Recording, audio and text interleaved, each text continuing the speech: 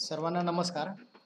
या व्हिडिओमध्ये हा जो एरर येतोय आपल्याला IT 2.0 web page application access करताना 500 इंटरनल सर्व्हर एरर किंवा 401 अनऑथराइज्ड ॲक्सेस एरर. हा एरर एकतर सर्व्हर स्लोनेसमुळे येतो, बट कधी-कधी असं होतं की सर्व्हर प्रॉपरली स्टार्ट होतं, परंतु आपण जे Google Chromeची हिस्ट्री आहे ही डिलीट न केल्यामुळे ते पेज सर्व्हर व्यवस्थित सुरू झाल्यानंतर देखील असे एरर येतात, इंटरनल सर्व्हर 500 एरर. तर ज्याप्रमाणे फिनॅकलला आपण डिलीट ब्राउझिंग हिस्ट्री करत होतो, त्याप्रमाणे एक टास्क मी तुम्हाला सांगणार आहे. तो करून आपण बघू शकतो एखाद्या वेळेस झालं तर IT 2.0 चं URL इथे स्टार्ट होऊ शकते.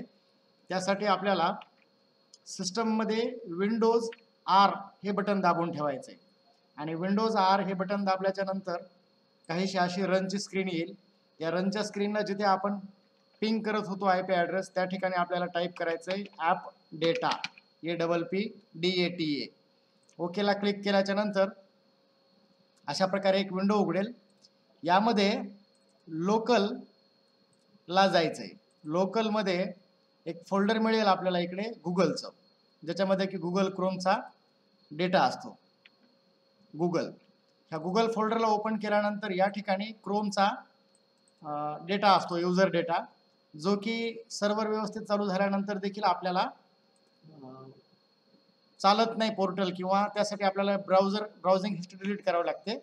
तर या गुगल फोल्डरमध्ये हा क्रोम नावाचं जे फोल्डर आहे याला सिलेक्ट करून डिलीट करायचं आहे. सिलेक्ट करून शिफ्ट डिलीट किंवा राईट क्लिक करून तुम्ही डिलीट करू शकता आणि हे फोल्डर या ठिकाणाहून डिलीट झाल्याच्या नंतर जे काही आपली ब्राउझिंग हिस्ट्री किंवा लॉग्स तयार झालेत हे डिलीट होतात.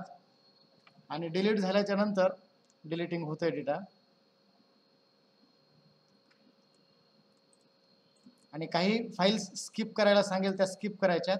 अशा प्रकारे इथून अननेसेसरी जे लॉग्स क्रिएट झालेत हे डिलीट झाल्याच्या नंतर आपलं APP पोर्टल किंवा IT 2.0चं पोर्टल हे सहज लॉग इन होऊ शकतं. तर ही एक सोल्युशन मिळालेलं आहे, हे तुम्ही ट्राय करू शकता.